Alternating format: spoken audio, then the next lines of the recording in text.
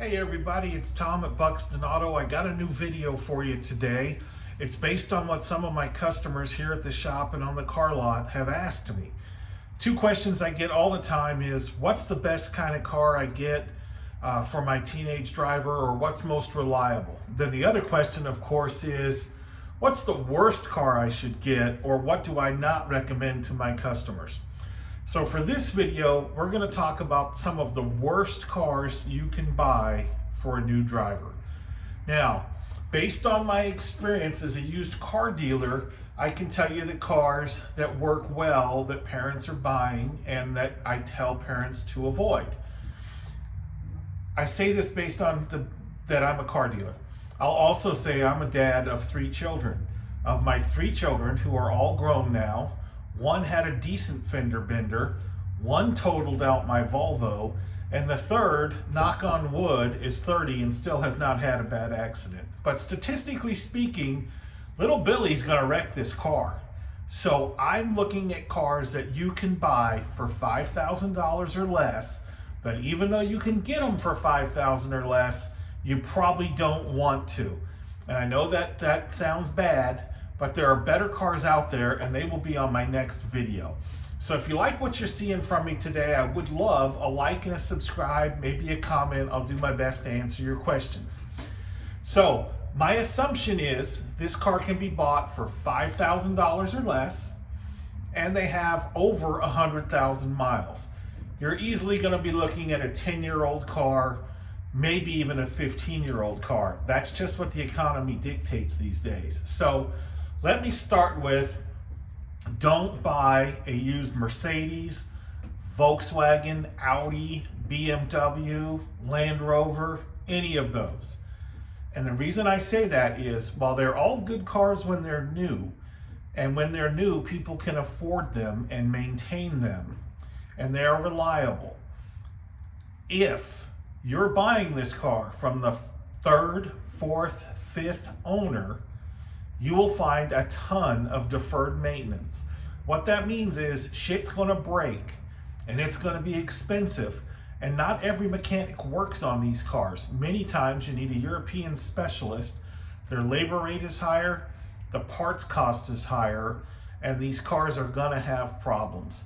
My wife's driven Land Rovers for 15 years now, and every time we buy one, we know that there's going to be things that's going to bite us in the butt that the previous owner didn't take care of. And once that's fixed, it's a reliable car. But bear in mind, they could be a money pit when you're buying them and they've gone over 100,000 miles.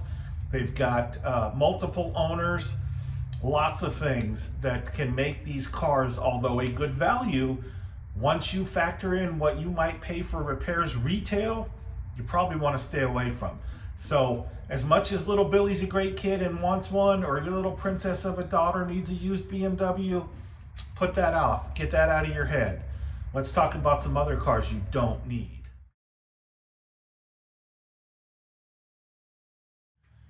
Okay, this is my personal hate car. And it's not because they're as bad as I'm about to make it sound, but I will just say it's a 4-letter word, and that is the Mini. Mini is made by BMW now. I have bought 5 or 6 Mini Coopers and sold them on the car lot here. 2 I made great money on, 2 I lost my ass on, and the 5th one, was about a break even. So a couple things with the Minis. One, if you let it get hot because it runs out of coolant, that's a big problem. It's a big problem fast. The thermostat housing is made out of plastic, and they're prone to just exploding. But the biggest problem with a 10 or 15-year-old Mini Cooper that's gone over 100,000 miles is a CVT transmission. Nobody actually rebuilds these. Your only choice is to get a remanufactured transmission, which is pricey. Don't even try to get a used one, because they're all bad. There's none in the wrecking yard, and you want no part of it. The only caveat where I would say, well, maybe little Billy would be okay in a Mini Cooper, is if it has records where you know it was maintained, You know what's under that $5,000 mark, and it's a manual transmission, and little Billy can use a stick shift. If that's the situation, that's a very maybe. I would still probably say no, just based on the fact that, you know, it is made by BMW. Not everybody works on them. Again, a European mechanic, those shop rates are higher, and also parts can be higher. So Mini Cooper, rule that out. Let them buy their own when they get out of college and they got a degree and they get a warranty. Okay, next car up, American-made car, the Ford Fiesta or Focus. These cars were popular from about 11 to 18. They're very affordable now. You know, they're a cheap, almost throwaway car, good on gas. The problem is the dual clutch automatic transmission. In a nutshell, it is a manual transmission that the computer does the shifting for you. These transmissions are junk. Ford had a class action suit against these transmissions. Nobody really rebuilds them. You generally buy this big clutch pack that goes inside there and take care of them. That being said, if you're not buying a standard transmission, I would stay away from the Ford Focus, Fiesta, those little tiny Ford vehicles. Don't buy that. All right, here is the car that you absolutely want no part of. And it's unfortunate because aside from this transmission, they make a really good car, and that's Nissan. Nissan is so bad that when I go to the dealer auction, I will not buy a front-wheel drive Nissan car. After I think it was 2007, Nissan also went to this CVT transmission. It's in all their front wheel vehicles. So that's your Altima, Maxima, Rogue, Murano, Juke, Pathfinder. All the front wheel drive cars now use this CVT transmission. I will tell you they are so bad, I do not buy these cars at auction. The only time I buy a front wheel drive Nissan product for my car lot is if I'm buying it from an individual and it's dead. The transmission's already crapped out. They've gotten that $4,000, $5,000 estimate from the dealer to replace the transmission on a car that's worth $4,000 or $5,000. That's the ones I buy. Now, same thing, CVT transmission. Your options are buy a remanufactured unit from a third-party vendor and have it installed, or go to the dealer. And unfortunately, with these older Nissans that would sell for about $5,000, that is damn near what it costs to replace the transmission. It's really sad because they make some appealing looking cars with good engines. So same thing, if your son or daughter can drive a manual transmission car, I would not be afraid of a Nissan. However, there's not many kids that can do that anymore.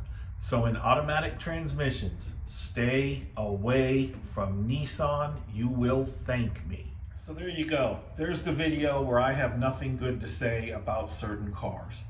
And I only say it to save you money as a consumer, to get your kid off the kick of having a luxury car, to get them out of having a Mini Cooper because it's cute, to get you away from buying a Ford Focus because they're cheap, and getting away from Nissan because they're junk.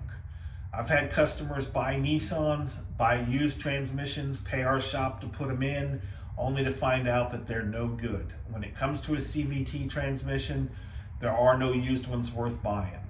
Now I'm going to make a video soon that will be the best cars for $5,000 or less for you to purchase. You might want to take a look at that video and to give you some ideas. Again, I'm a dad. In my neighborhood, I'm saying $5,000 for a kid's first car is probably a fair amount. You may be in a situation where you can pay $10,000. I had a customer today, he's looking at a $10,000 car for his kid, and she's probably gonna wreck it, but you know, in their comfort level, that works. So check that out when it comes out. The best way to see that video will be to hit that subscribe button so you get notified. Hit the notification bell down at the bottom there, and it will let you know when I've put that video up. If you have comments or questions, you think I'm way off, you work for Nissan and you're going to tell me it's a great product, leave me a comment below, because you know what? The sad part is, whether you like what I said or you hate what I said, or you tell me I'm wonderful or you tell me I'm a loser, it all bumps the algorithm. So more people will get to see this video and make those same decisions.